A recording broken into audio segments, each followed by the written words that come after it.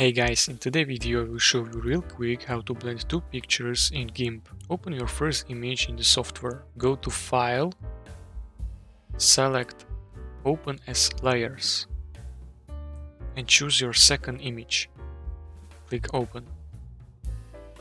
In the Layers window, find the Mode drop-down list. Choose Overlay to blend images. To save blend image, select Image from menu, then choose Merge Visible Layers. Click Merge to combine them onto one layer. Save your new blend image by selecting File, then Export as, save it as PNG picture, enter your name and click Export. To confirm by clicking Export again. And there you have it. Your new blended image is ready. If you found this tutorial helpful, please consider subscribing and liking video.